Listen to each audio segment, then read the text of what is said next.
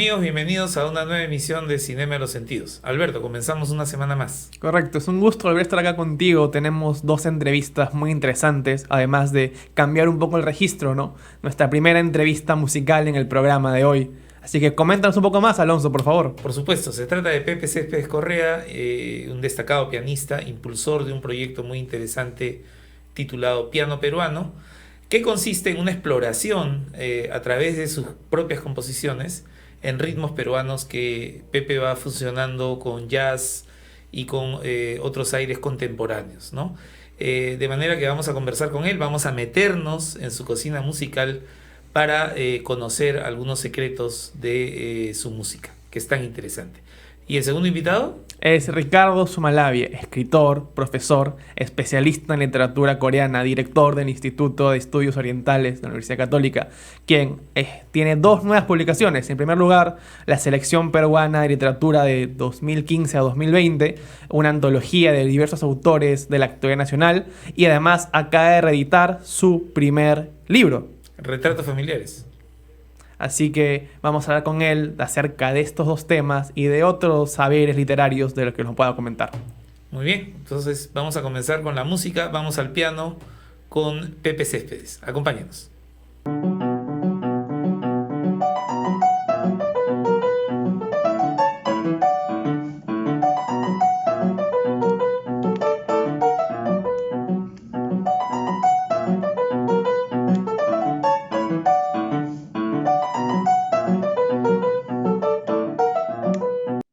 Pepe Céspedes, bienvenido a Cinema en los Sentidos. Muchas gracias, Alonso, por la invitación digamos, me agrada mucho conversar de música, ¿no? Que es lo mío, y te diría, hasta lo hago más relajado, ¿ah? Porque tocar me genera presión. Claro, Conversar es un lo poco más más divertido que puedo. estresante, ¿no? Sí. Yo recuerdo, Pepe, bueno, nos conocemos bastantes años y el primer recuerdo que tengo tuyo es cuando ibas a estudiar a la Academia Bach, ahí en el centro de Sí. Lima, en Girón Puno. Son tus Ujú. inicios, ¿verdad? Sí, sí, sí, sí, definitivamente me marcó mucho no ingresar al conservatorio a mí. Me golpeó mucho eso, estaba muy mal preparado. La persona que me examinó me diagnosticó perfecto, es exactamente lo que sucedió conmigo en la vida. Al verme tocar me dijo, tú vas a hacer esto y eso fui, ¿no? Me costó aceptarlo en ese momento. Entonces yo insistí con el estudio y sí fui encontrando maestros que me orientaron bien, que estoy súper agradecido. Empecé ahí en Quirón Puno, pues, a estudiar académicamente, ¿no? Claro, claro, claro. Ahora, ha pasado tanto tiempo, tú has tenido un recorrido muy diverso, has hecho un poco de todo, has hecho Ujú. folclore, has hecho música latinoamericana, un tiempo estuviste metido en el mundo de las orquestas de salsa. Ujú. Ahora estás trabajando ya en un proyecto más personal. Y sobre eso quería poner el foco. Piano peruano. ¿Qué es y cómo nace piano peruano? Mira, yo estaba siguiendo, como hemos conversado cuantas veces, a músicos diversos, ¿no? Me acuerdo que nos impresionó mucho Iraquere en los 80, con Chucho Valdés, vino acá también en ese año, en el 86, el Rubalcaba, por primera vez, Gonzalo Rubalcaba, Ajá. y yo los he seguido siempre a ellos, ¿no?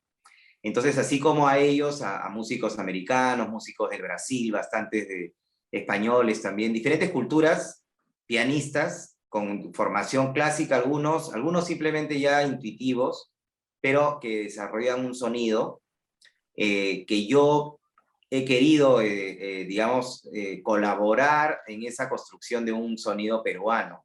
Ujú. Pero no es que soy pionero, porque eso ya viene sonando todo el siglo XX, pero sí he querido aportar en algo porque eso tiene que alimentarse, eso no depende de un pianista, ¿no? Es una tradición que se va formando.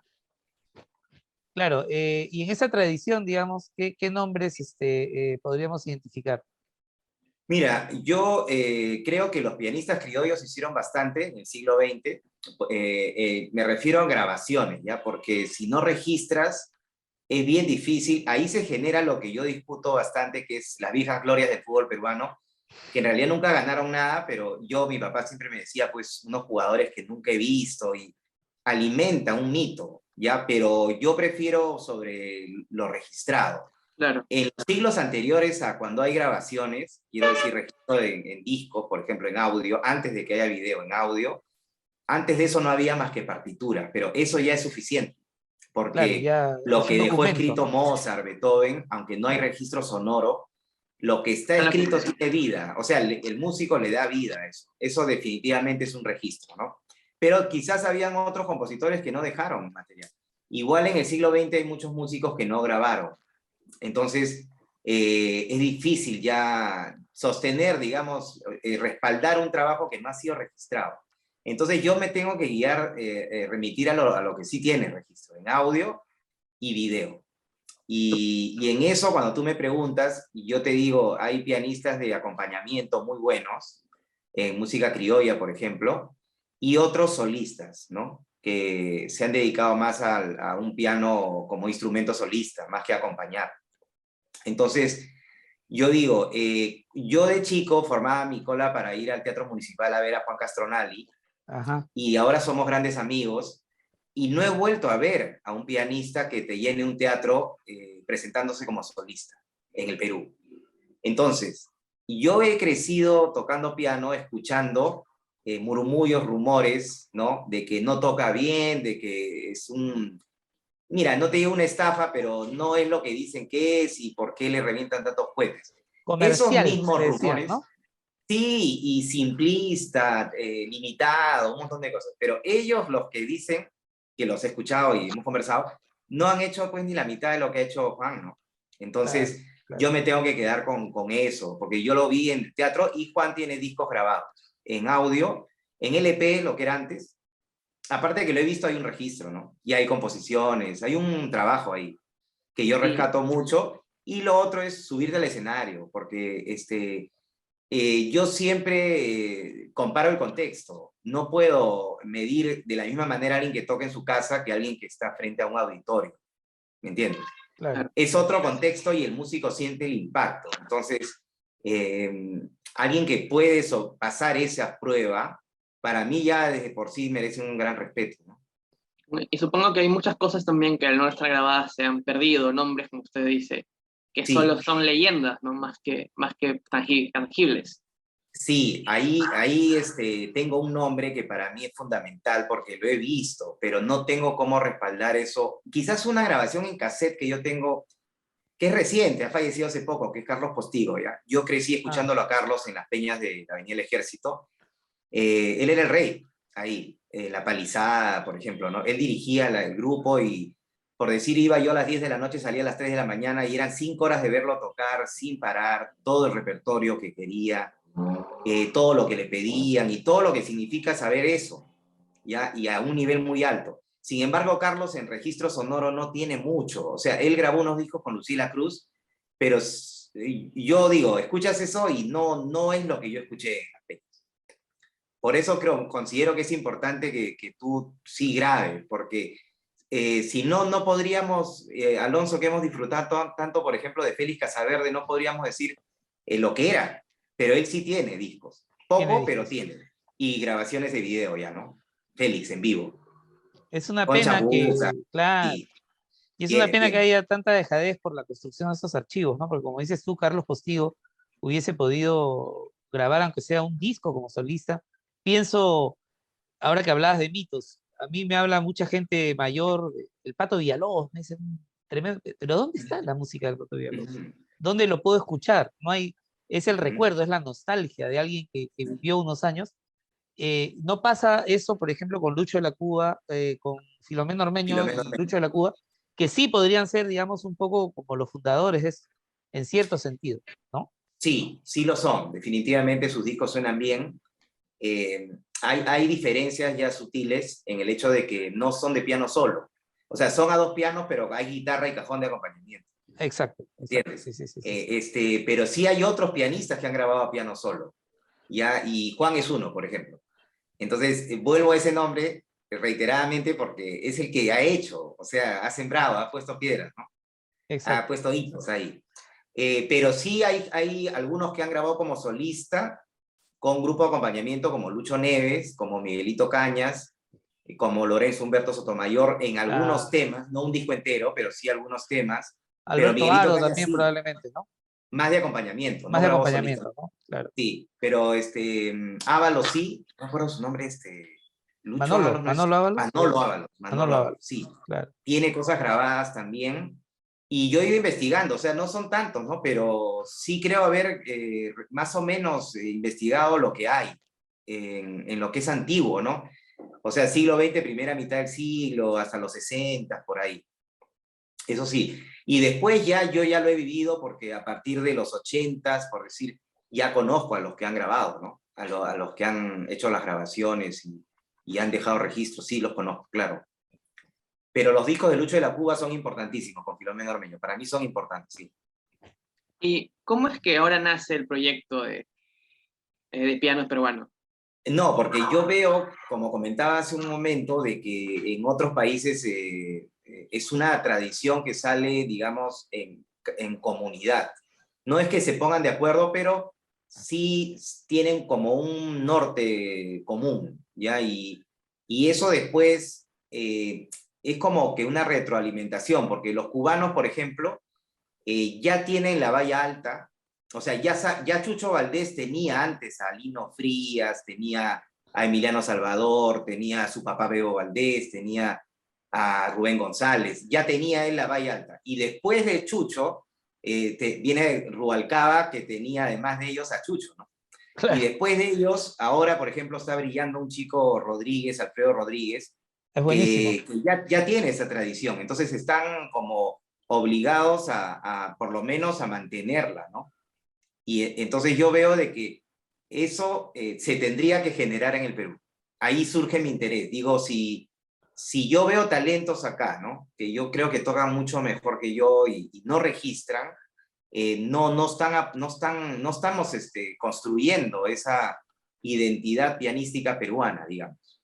Y ahí digo, ya, bueno, si yo voy a hacer eso, ¿cómo no lo va a hacer tal o cual, no? Si yo digo, si yo ya, yo me mando, yo me tiro a la piscina, a ver, ahora Mm. tú también hazlo, ¿no? Un poco es eso, y veo que sí, de alguna manera he convocado a músicos, pianistas que me escriben, que me piden alguna sugerencia, consejo o de la experiencia que yo he tenido, pero ya falta atreverse y sé que lo van a hacer y sé que eso va a tomar un tiempo, pero sí, sí se está generando, digamos. Es algo pequeño, pero depende de nosotros que crezca. No hay otra excusa. No hay nadie, no hay que esperar a que venga alguien a hacerlo por nosotros, ¿no? Claro. Ahora, en tu trabajo como compositor, que tiene la etapa de manante primero, y luego esta etapa ya es, diría yo que es un poco más personal, pero hay Ujú. este acento en lo costeño, en lo andino también, y el acento en lo afroperuano, pero en especial con una especie de diálogo con el jazz, ¿no? Ahí, Ah, por sí. ejemplo, ahí tenemos a Mestizo con Félix Vilches. Tenemos a Peruyás, que bueno, no tenía pianista normalmente, ¿no? Pero de todas maneras era un proyecto innovador, ¿no? Y en esa medida me parece que tu música dialoga con ellos también. Pero hay una cosa que me parece interesante. Es por un lado que hay mucha gente que se resiste a los cambios en la música, que tiene una idea muy tradicional, como si la música fuera un cuadro colgado en el museo que nadie puede tocar, ¿no? Y por otro lado, hay un movimiento muy fuerte de innovación, de cambio, De fusión. de hacer fusiones, como dice Alberto. Efectivamente, yo tengo la sensación, por ejemplo, cuando veo este repunte de la música afroperuana con formato orquestal que hay ahora, por ejemplo, que hay varios grupos, ¿no? Sí, sí, sí. Está Fiesta Negra, está Afroperú, hay otros grupos más, con repertorio también propio y también con covers de temas tradicionales. Tengo la sensación de que la música peruana es lo suficientemente dúctil y flexible como para entrar en estos diálogos, ¿no? Sí, definitivamente, sí. Ahora, yo, mira, de repente te va a extrañar, pero no soy tan defensor de la música peruana. Soy más fan. O sea, me gusta a mí, ¿no? Ok, ya, Pero ya. no quiero entrar en el terreno de defenderla o de posicionarla al nivel de otras músicas que ya ganaron, ¿no? O sea, es como compararte, si estás a mitad de tabla con el puntero, ¿no?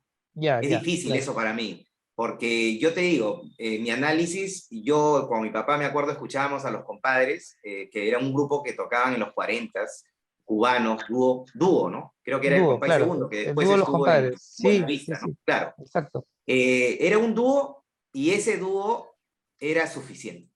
Es decir, para difundir la música cubana, hacerla comercial, que haya demanda, que sea internacional, todo lo que queremos hacer con los peruanos, ellos lo hicieron en dúo, por decir, ¿no? Entonces, cuando yo escucho la gran música peruana, afro, por ejemplo, en las voces de los Santa Cruz, de Nicomés, de Victoria, con las bases rítmicas más tradicionales, siento que ese es el gran nivel comparable con el cubano tradicional, pero no pegó. Entonces, en mi análisis, ya debería haber pegado en ese momento, en los 60, por ejemplo, con esa gran explosión que fue Cumanana, ¿no? Tú lo has Claro. conocido eso también a fondo. Entonces, después, ya siento de que el intento es desde la fusión, ¿no? Lo que ustedes mencionan, por ejemplo, Nova Lima, por ejemplo, Miki González, Richie Celon, y lo de Perú Jazz, o sea, yendo por el jazz, por la electrónica, por el rock, por el latino. Sí, y yo creo que se puede seguir intentando. Yo conversaba con nuestro amigo Yuri Juárez, que vive en Nueva York, Ah, así es, así es. pertenece al grupo de Gabriel Alegría, y él me decía, falta difusión. Cada uno tiene su interpretación de por qué no está la música peruana en el lugar que debería, ¿no? Entonces yo te doy la mía, ¿no? Mi opinión es esa. Yo no creo que todas las músicas tengan que tener, digamos, la misma pegada, ¿no? Yo creo que la música cubana es muy notorio que es líder en Latinoamérica, no solo como que tocan bien, sino que ya el sabor de ellos es, prende, pues. O sea, prende Claro, rápidamente, claro. ¿no? Después la han desarrollado muy bien, claro. Pero No, sí, en la lucha yo estoy, porque yo me dedico a la música peruana. Entonces, no es que sea pesimista, pero sí tengo otro punto de vista que creo que difiere con lo de Yuri y con opiniones que cada uno tiene una formada distinta. claro. Pero yo te digo, en lo personal, saludo, por ejemplo, tu audacia de grabar un disco de piano solo, ¿no? Sí, Eh, difícil, sí. y además un disco bien hecho, ¿no? O sea, hecho con gusto, música propia. Eso para mí tiene un mérito, pues, enorme, ¿no? Enorme. Un riesgo, Yo te además, es un agradezco, riesgo, ¿no? sí. Sí, sí, yo te agradezco porque la verdad es que sí he tenido comunicación con músicos de fuera también, que han venido también a conversar sobre eso, pianistas, gente que está estudiando la música peruana, que son extranjeros. Y, y sí, bueno, yo les digo más o menos cómo ha sido mi aproximación, ¿no? Para poder investigar y desarrollar algo, digamos. Ahora, es muy poco. Yo siempre siento que podemos hacer mucho más porque lo veo. Es decir, no podríamos, ahí también entro a lo peruano, no podríamos compararnos con el desarrollo, por ejemplo, del piano blues o el piano Ah, jazz o el ya, piano ya. cubano o el piano flamenco o el piano tango o el piano bossa nova o brasilero, porque el desarrollo en ellos es mucho mayor, ¿ya? Y yo digo, pero sí podemos tratar de emular, seguir ese camino, humildemente, digamos, o sea, ¿qué es lo que han hecho? Trasladar desde la época de la música clásica, de Bela Bartok, por ejemplo, trasladaba las danzas rumanas al piano, componiendo en base a bailes folclóricos. Eso es lo que han hecho muchos clásicos, ¿no? Ah, ajá. Las danzas húngaras. Y Bartok trabaja en el piano, eso, en las danzas rumanas, que son difíciles, ¿ya? Pero es bien folclora, o sea, es bien, bien notorio, digamos, la influencia del folclore rumano en Bela Bartok. Entonces eso es algo que, digamos, toma tiempo. No es una cuestión de voy a sacar un tema y pegar, como en la música comercial pop, ¿no? Que si pegas, y obviamente es difícil, avanzas pues kilómetros, ¿no? Con un tema que pegas. Pero en este caso, yo creo que en este rubro, digamos, del desarrollo del piano no es tan así, toma tiempo. Es decir, lo que hizo Piazzolla, por ejemplo, es algo inédito, de romper tantas barreras y avanzar tanto en poco tiempo. Yo, cuando fui a ver la música de Piazzolla, que tiene un quinteto itinerante, que se llama Piazzolísimo, y que ha ganado el Grammy, inclusive el latino, creo. Ese grupo tocó en el Teatro Nacional y yo escuchaba todo el concierto y en un formato de septeto, pero como de cámara, como si Ajá. fuera un grupo de cámara, ¿no? Clásico. Entonces yo decía, no hay en el Perú un compositor que suene tan peruano y académico a la vez, que pueda sostener 2 horas de concierto. ¿Quién podría hacer eso? un músico académico que hace arreglos para música de cámara con la música de Chabuca Granda, por ejemplo. Pero no sería la composición académica de Chabuca, sino los motivos de ella llevados a... En cambio, Piazzolla sí componía académicamente y Claro. suena a tango. Esa conjunción es bien complicada. Lo que ha hecho él no es Quizá, mucho, claro, quizá Daniela Lomía Robles podía acercarse un poco a esa figura, pero ¿no? un tema, por decir, Sí, ¿no? claro, Pero claro. sostener 2 horas de concierto, eso es lo sí. Daniela Romía Robles y Bravo de Rueda, que creó Vírgenes del Sol, es lo más cercano a la música académica de lo andino. Y que suena andino.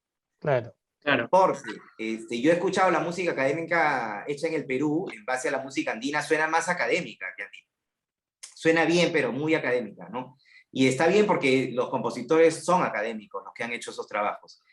Pero Piazzolla tiene el equilibrio, o sea, es como Gershwin con el tema sinfónico, ese tema famoso de Gershwin, La no, ópera está por Guiambés.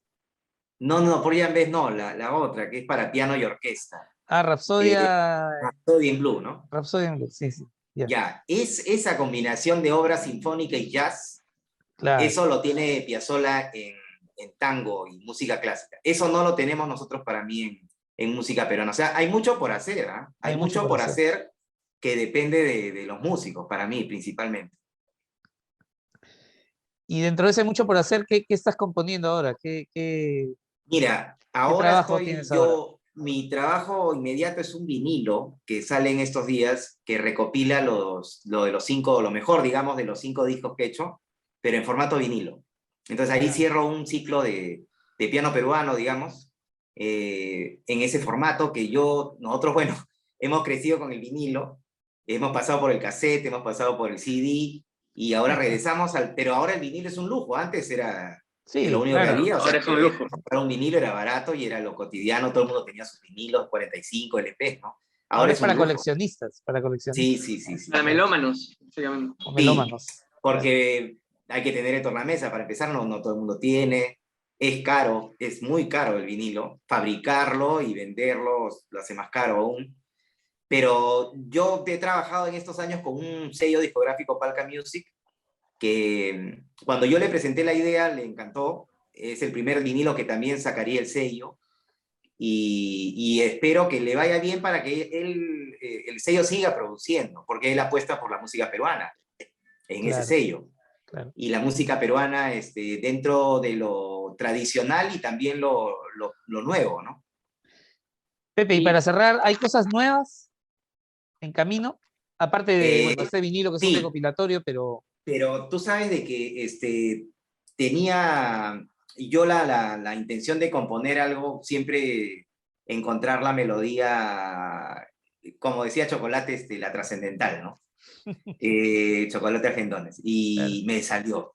Entonces compuse un jazz vals y lo estoy grabando con músicos que yo he admirado siempre, ya que he conocido en el camino y entonces los he convocado y estamos de a poquitos.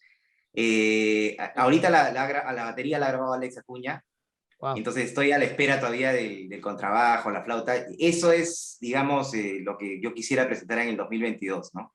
El vinilo y es un tema nomás, pero ya digo, con esto ya no creo poder superarme en adelante, pero ya alcancé algo que yo estaba buscando años.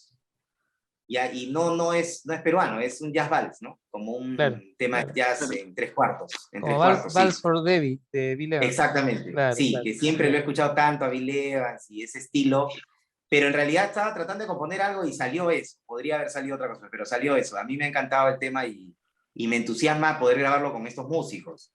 O sea, a Claro, ese claro. nivel, ¿no? No, imagínate. Como para darme un gusto también, Qué yo para lujo, darme un ¿no? gusto. Por Sí, supuesto. un lujo, una cosa así, que una Merecido, vez en la vida merecido puedo además. hacer. Por supuesto. Sí, gracias, sí. Alberto, no, justo iba a preguntar, y para cerrar también el otro tema, que es el papel de los músicos peruanos, ¿no? ¿Cómo pueden ellos eh, recopilar o poner en valor esta música andina peruana, ¿no? ¿Cuánto trabajo falta? ¿Es mucho, es poco? mm, No, la música andina ahorita está muy bien. O sea, yo creo que la música criolla es la que ya pasó su época de oro y yo me refiero a eso porque no es un tema de imponerla, la música se impone, la misma música se impone. Entonces yo en los 70 he crecido, digamos, en el momento en que había un hit, habían hits de música criolla, ¿no? O sea, estaba componiendo Escajadillo, Pasache, Polo Campos, Cabañaro. Entonces eran temas que, así como ahora hay hits de cumbia, habían hits criollos. Eso ya no Aparte que existe. la radio transmitía en vivo, además. Los Sí, pero cantantes la en calidad de los estudio, temas, ¿no? digo. Claro. La calidad de los temas, para mí, ya el último gran hit es Jamás Impedirás de Cajadillo, que debe ser del año 71, 72. O sea, de ese nivel ya no han habido más hits criollos. En cambio, Andino sí. Andino Claro. sí está, yo creo, en un gran momento, y gracias a lo que conversábamos antes de el legado de García Zárate, por ejemplo, lo han seguido muchísimos jóvenes que tocan guitarra yacuchana, y muchos compositores están ahorita componiendo buenos temas andinos para los jóvenes cantantes también, como William Luna, Más Castro. Hay una buena generación de músicos andinos, entre cantantes, agrupaciones, solistas, etcétera, y yo lo veo muy bien, ¿eh? Muy bien, porque en realidad lo que tienen ahora es más exposición, y eso hace de que también genere, ¿no? Creatividad y todo. Al quitarle, creo, a lo criollo exposición, también como que deprimió un poco el gremio de los músicos, se vino bastante abajo, ¿eh? Yo siento de que los compositores también, bueno, han entrado en otro ciclo, no están pues los grandes, ¿no? Compositores. Yo no encuentro un relevo de Bayón, de Cecilia Bracamonte, de Cecilia Barraza, que es dificilísimo, o menos del Sambo Cabero. Entonces, son muchos factores que hacen de que el lugar que tenía la música criolla ahora no. Por ejemplo, lo de la Feria de Guadalajara, que estoy viajando, ¿no? Para tocar, hoy estoy viajando a tocar música andina, y no hay un solo artista criollo en la delegación. O sea, son 2 o 3 agrupaciones andinas, y 2 de cumbia, creo, y de rock pop también hay, pero no hay nada criollo. Entonces, yo lo veo bien, lo que me preguntas de la música andina, súper bien en este momento, y no sé pues lo que vaya pasando, ¿no? Pero ojalá que si... También veo la música selvática, ¿no? Con este resurgir de la cumbia selvática, muy presente, o sea, muy aceptada por la mayoría, ¿no? De sonar en radio, de estar en todas las fiestas.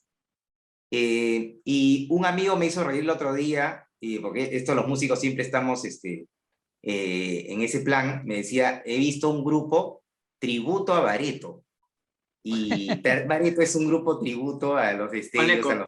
o sea, es el tributo al tributo, ¿no? Claro, Porque, Porque en Bareto realidad, viene Juaneco y su combo. sí, no, y la música que tocan es de los Hijos del Sol, de Juaneco, de los Mirlos, de los Destellos. Y este grupo hace tributo a Bareto.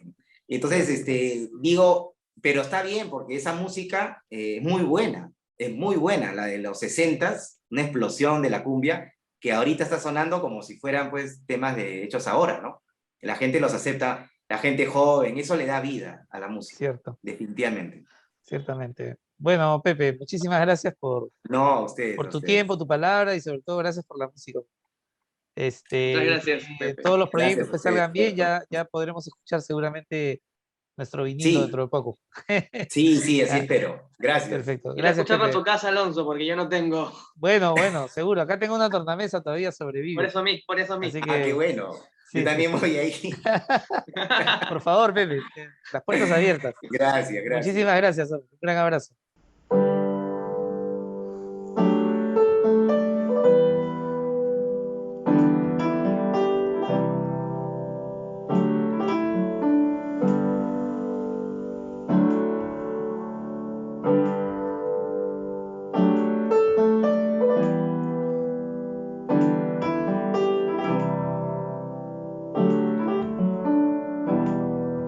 Es momento de pasar con nuestro segundo invitado, Ricardo Sumalabia, nacido en Lima, doctor en letras por la Universidad de Burdeos, que ha vivido en Corea del Sur y en Francia, y que acaba de regresar de una gira por España para presentar su último libro, Historia de un brazo, que es una introspección acerca del duelo, la paternidad y otros temas. Que además nos está presentando el día de hoy la selección peruana de literatura de 2015-2020, que cuenta con antologías de María José Caro, Cristian Viceño, Stuart Flores, JJ Maldonado, Charlie Becerra y Romina Paredes, entre otros. Así que adelante con la entrevista. Vamos al cuento. Bienvenido, Ricardo Sumalavia, a Cinema en los Sentidos. Un placer tenerte aquí. Aquí, el placer es mío. ¿Qué tal, Alonso? ¿Qué tal, Alberto? Un gusto tenerte aquí, Ricardo. Ahora, para comenzar de frente, se ha reeditado su primer libro, Retratos Familiares, después de 20 años, que además trae algunos pequeños textos de Pilar Dugui y Iván Teis. ¿Cómo es que nace la idea de reeditarlo? ¿Por qué 20? ¿Por qué no, por ejemplo, 25, unas bodas de plata? ¿Por qué ahora? Bueno, no descarto que luego del año 25 lo vuelva a editar. Otra edición. Gracias por la idea. Bueno, en realidad, como he estado comentando en otras oportunidades, uno tiene esa tendencia a los números redondos, a los balances, a hacer un antes y después.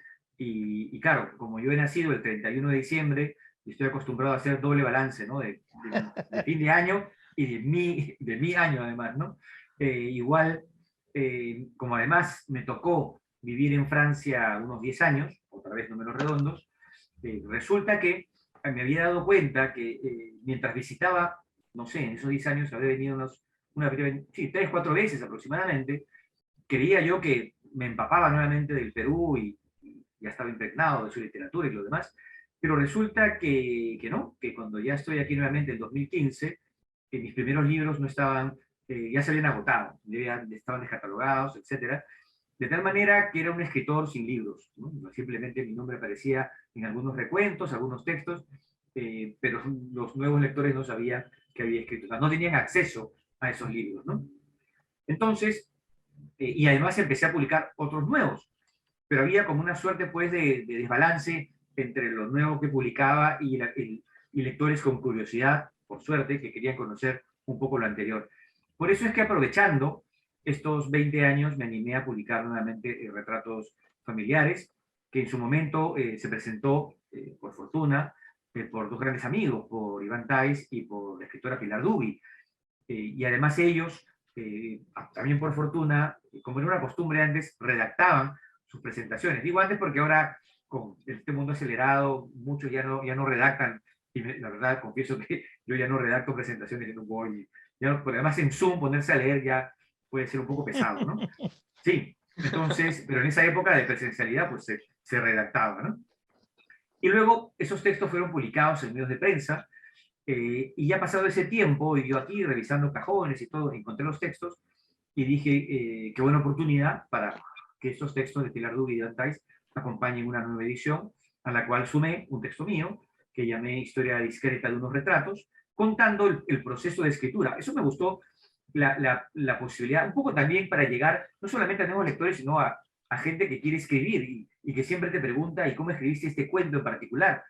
Entonces resulta que también había, revisando otros cajones, encontré cuadernos donde yo anotaba las intenciones de la escritura de algunos de los cuentos que luego se concretaron, se materializaron.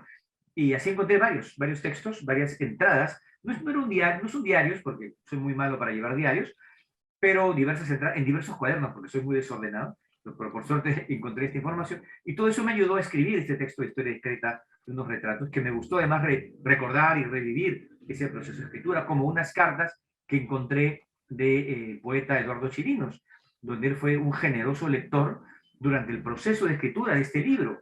Yo le iba enviando, muy atrevido yo, le iba enviando cuentos y él muy generoso me devolvía unas lecturas muy interesantes. Entonces, bueno, utilicé algunos fragmentos de sus comentarios, que eran enseñanzas en realidad, y que me ayudaron muchísimo para armar este libro, Retratos Familiares. Y todo eso lo quise agregar, una suerte también de homenaje a Pilar Dugui, de homenaje a Eduardo Chirinos, y obviamente a la amistad con Iván Tais, y además una edición que yo pudiera seguir de cerca, ¿no? Porque el libro sale dentro de una edición de la Escuela Creativa La Isla, que llevo junto con Pep Serrano, mi pareja, escritora, y yo quería pues una edición en la cual se determinara el tamaño, la calidad del papel, el diseño gráfico, y por suerte pude trabajar con gente muy profesional y con un libro que está pues a la altura y superaron en realidad mis expectativas, ¿no?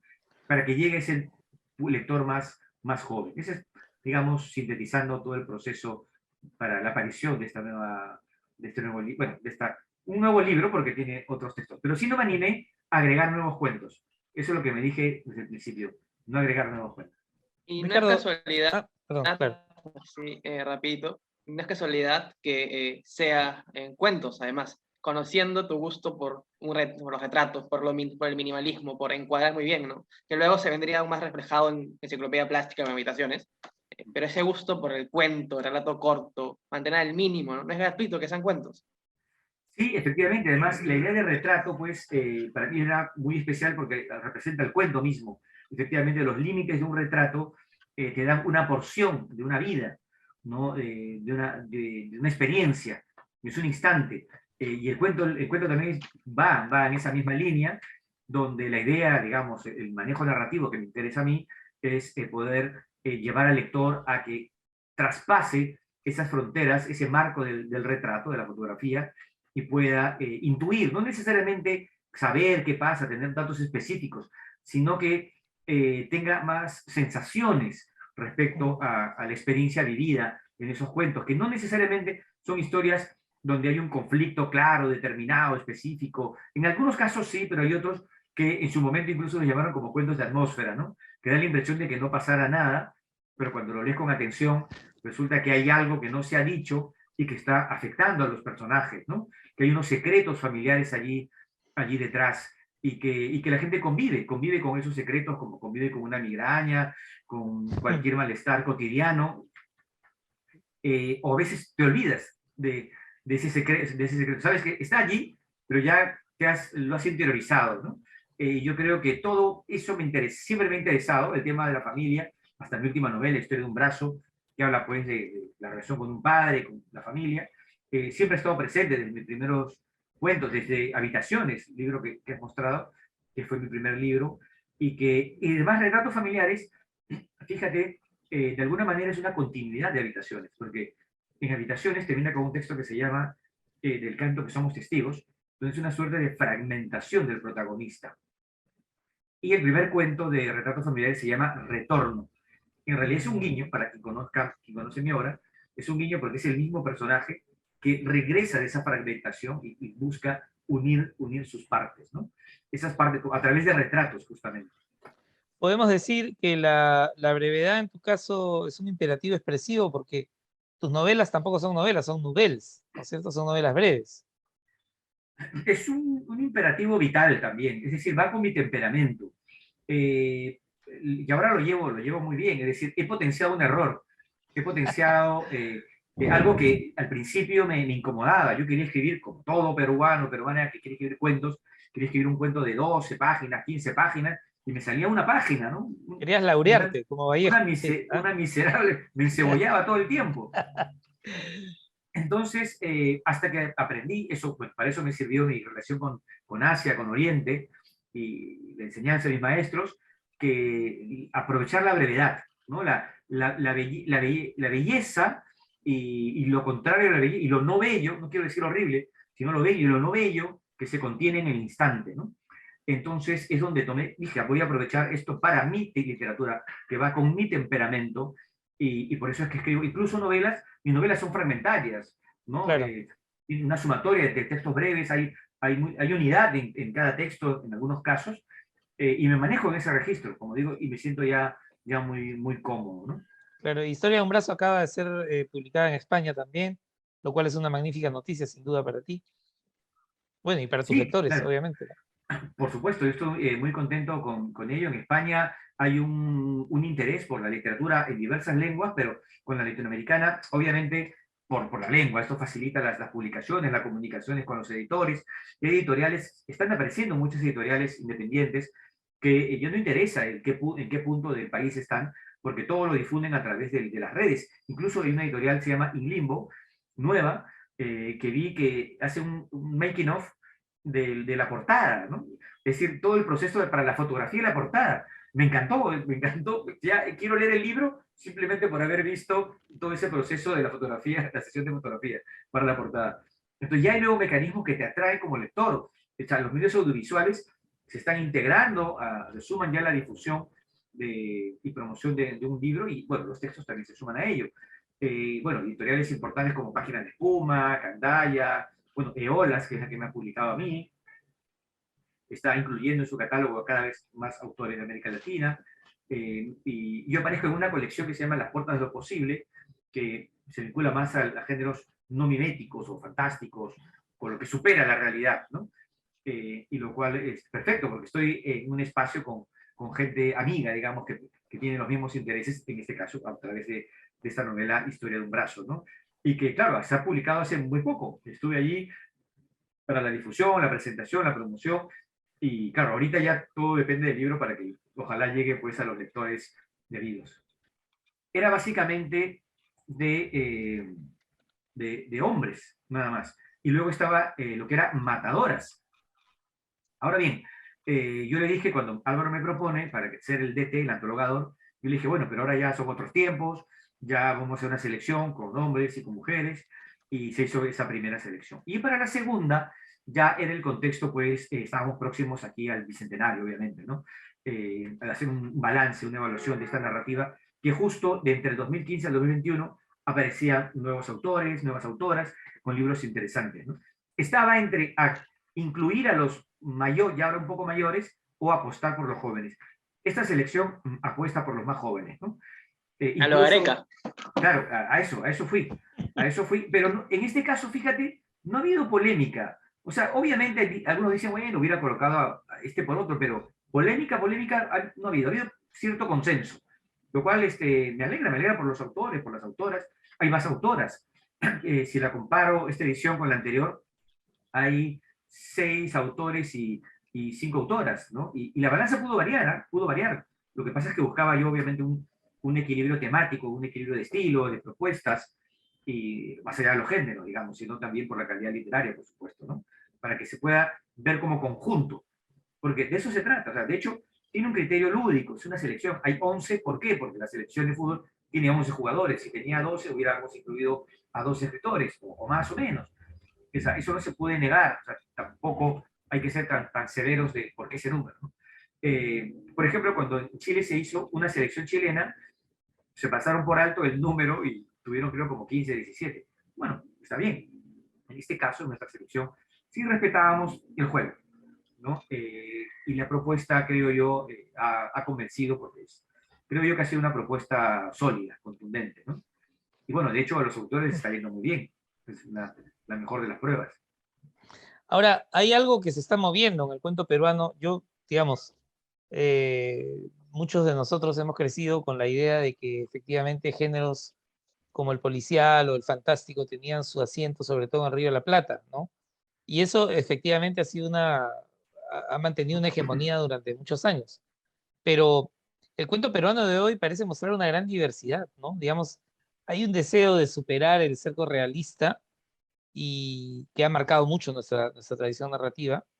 Y hay una serie de autores y autoras que están incursionando en la ciencia ficción, por ejemplo, Terror. en el fantástico, en el terror, ¿no es cierto? Y eso lo que está revelando es algo lo que veo es un movimiento, ¿no? No sé, ¿qué cosa percibes tú ahí? Sí, lo que pasa es que, mira, ha habido muchos cambios. Si hablamos, por ejemplo, han mencionado el interés por el terror, el fantástico, el policial, todo eso es y no es. Es decir, es un punto de partida, pero ya no es el terror clásico, no es el fantástico clásico, no es el policial clásico. Es más, ni siquiera es el cuento clásico. Es más, muchos de estos cuentistas ya se saltan esa exigencia de el cuento tiene que tener un inicio, un nudo, fin, tiene que haber un conflicto que se desarrolle, un punto de tensión. Ya se han saltado todo esto. Es una generación que han crecido con las series, que han crecido viendo anime, leyendo manga. Entonces sus estructuras narrativas son otras. Ya no son nuestras estructuras narrativas. Entonces ya no, esa idea cortasariana del cuento redondo, eso ya les importa un pepino. O sea, ya han dado 3, 4 pasos adelante. Nos guste o no nos guste, obviamente, esas formas no tienen por qué dominar. No se trata de dominar. Pero es lo que, digamos, es una consecuencia natural de todo lo que se han nutrido, no solamente la literatura. Ellos escriben, pero en realidad se han nutrido, creo yo, tanto en literatura como de cine, series, anime y Sí. todo. O sea, maratones que han hecho pues viendo Cartoon Network cuando eran niños, o las otras series. En fin, han crecido y han visto todo de distintas épocas, además, ¿no? Todo lo que ha ofrecido la tecnología, la globalización. Entonces, hace que el policial ya no es un género, que de hecho ya no es un género puro, ni siquiera para los especialistas, o los más clásicos del policial de estos años, sino ya están hibridando géneros, ¿no? Hibridan géneros, apuntan más hacia eso. Entonces hay elementos de Es, violencia, del gore, hay mucho del gore, ya no terror clásico, sino es la influencia de la serie B, ¿no? Ya, eso es en general interesante, es ¿no? una, en general es una tendencia además, como menciona, no solamente en la literatura, pasa mucho en el cine. Los géneros se rompen y se cuestionan las bases de los propios géneros. Igual en la Claro, literatura, totalmente. algo que menciono en el prólogo es la influencia del cine tipo de Tarantino, por ejemplo, ¿no? Yo he percibido a Tarantino ahí de alguna manera en casi todos, ¿no? Claro, tenemos películas de Tarantino y tiene fragmentos pues, de Kill Bill, digamos, ¿no? Que es un referente, digamos, ¿no? Y están, sí, se nutren, tanto como Tarantino se han nutrido de películas de serie B, estos jóvenes, fíjense, se nutren de autores que se han nutrido de serie B. Entonces, ahí hay todos unos mecanismos particulares de aprendizaje y luego de creación, ¿no? Y, por ejemplo, algo interesante, no hay no había encontrado hasta ese momento una preocupación por tematizar la problemática nacional, por los problemas sociales, políticos, que siempre ha sido muy fuerte dentro de nuestra tradición, ¿no? Es decir, se puede hablar de violencia, pero ya más bien de unas violencias que van más allá de un contexto político determinado, de un contexto social determinado. Es como la naturaleza violenta del ser humano, digamos, siempre va a estar allí, así estés en Lima o en provincia o en otros espacios. Eso es lo que he percibido. Pero claro, fíjate, el libro aparece, ¿cuándo aparece? Ya me olvidé cuándo apareció el libro. Con la pandemia he perdido la noción del tiempo. Bueno, hace pocos meses. Sin embargo, ya otros nuevos autores jóvenes han estado apareciendo, y donde algunos ya se están preocupando por hablar de situaciones específicas, concretas.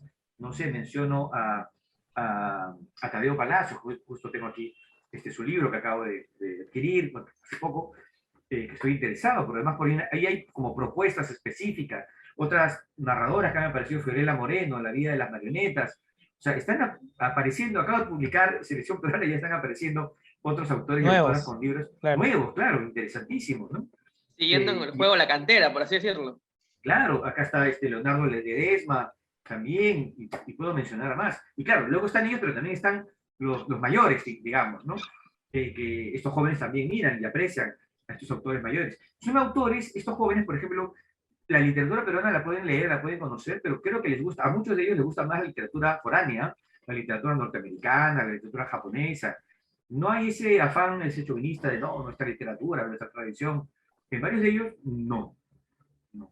Porque además son Lo hijos podemos cuestionar, de la pero globalización. exacto, exacto. ¿No? Ricardo, bueno, el tiempo siempre es un tirano, ¿no? Eh, yo quería preguntarte por tus próximos proyectos narrativos o de escritura, en todo caso. ¿Qué hay en eso? ¿Qué tenemos? Bueno, Historia de un brazo, como lo dijiste, salió ahora en España, va a salir pronto, bueno, ya 2022 va a salir en Chile, en una editorial independiente chilena. Ah, qué bien, qué bien. Bueno, estamos viendo unas traducciones de Historia de un brazo también, para que se vean en otras lenguas, lo cual me halaga. Y luego para abril va a haber una novedad editorial mía, tengo un manuscrito que ahora estoy corrigiendo, ¿no? Cuyo título Digamos, guardas celosamente por cábala. sí, Ya. exactamente, exactamente. No, no, Ok, no, en realidad no es ok. por cábala, sino que no es definitivo. Ajá, No es ajá, ok. definitivo. Ya. Los que han leído, algunos amigos cercanos han leído el manuscrito, conocen un título, pero es provisional. Hasta que no se publique, ese título puede cambiar. Pero igual es un libro lúdico, híbrido, puede leerse pues como, o sea, el nombre novela aguanta todo, digamos, ¿no? No soy un autor preocupado en cumplir con las normas de los géneros. Y eso que enseño escritura creativa y hablo de seguir ciertas normas, pero las enseño justamente para que luego las puedan destruir todas con conocimiento de causa, ¿no? Claro. Creo que eso es importante. Y este libro que va a aparecer en abril, un libro pequeño, como suelen ser los míos, cortitos, hay un juego lúdico, no mimético, no digo fantástico, porque no va necesariamente con este término, pero no mimético, ¿no? Donde trato de cuestionar de muchas cosas. O sea, me escapo de lo estrictamente realista, pero no del todo. Uno nunca se escapa de la realidad. Bueno, entonces, abril pues no será el mes más cruel, sino el mes en que podremos leer un libro nuevo tuyo. Eso espero. Muchas gracias, Ricardo, por tu tiempo y tu presencia aquí en Cinema en los Sentidos. A ustedes, amigos. Un gusto tenerte aquí. Gracias. Y ahora no se pierdan los comentarios de cine y literatura. Ya volvemos. Muy bien, Alonso, ya ha llegado el momento de nuestra humilde posición de las recomendaciones semanales de cine y literatura. Empecemos por un breve comentario de la película Un Mundo para Julius, que al fin tuve el gusto de poder ver. El estreno del año, sin duda. Sí, posiblemente la cinta peruana más esperada del año, que si bien logra recrear perfectamente la época, tiene un manejo del arte, de dirección, de escenografía, de vestuario precioso y un manejo acertado de la historia, porque la cineasta Rosana Díaz decide eliminar todos los pasajes del libro donde no aparece Julius, ya que hacer una adaptación tiene que verse obligada. Es un libro de 500 páginas para 2 horas de película, así que enfoca todo en la mirada de Julius. Pero por momentos siento que algunos actores, sobre todo los niños, que es muy difícil de manejar, les termina faltando una verosimilitud para poder empatizar con la historia. Y además se centra tanto en Julius que por momentos ignora en profundizar las relaciones con los demás personajes, la expresión de Vilma, que es muy importante. Es una cinta muy bien lograda, es una película perfectamente realizada, pero que para el material de origen que tiene, a mi gusto se queda un poco corta. Igual, siempre realizar una adaptación es posiblemente la forma más difícil de hacer cine. Existen muy pocos casos donde la película es superior al libro. Y en segundo lugar, una recomendación que ha llegado a Netflix: Noches de Fuego, película mexicana elegida por la Academia Mexicana de Cine para ser la representante que vaya a buscar su segundo Oscar en los premios de la Academia de Cine Norteamericano, que estuvo en el Festival de Cannes, ganó el premio especial del jurado, ganó el premio Mejor Película Iberoamericana en el Festival de San Sebastián, y que se adentra en el mundo tan complicado del narcotráfico en México desde el punto de vista de 3 niñas que se ven obligadas a trabajar en los campos de cultivo de amapola. Una cinta recomendada para conocer más acerca del problemático mundo que es para México el narcotráfico, las drogas y la situación de explotación que genera. Hay mucho para ver. Tengo algunas novedades aquí. Una interesante del poeta Roger Santibáñez.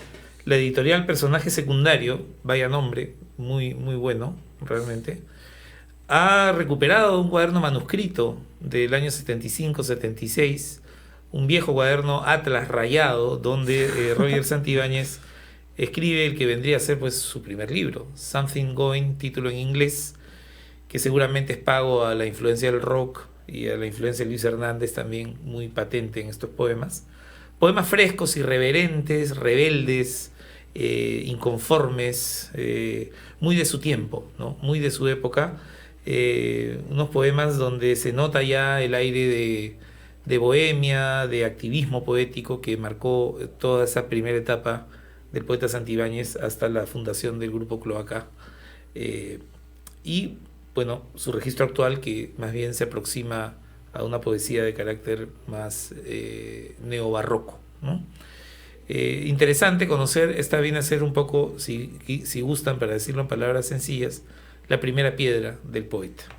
Esta misma editorial ha reeditado, ¿no es cierto?, en esta política de rescate que hay en los últimos años, que es muy interesante, un libro de Magdalena Chocano, historiadora de profesión, pero también una de las poetas más interesantes de la generación del 80.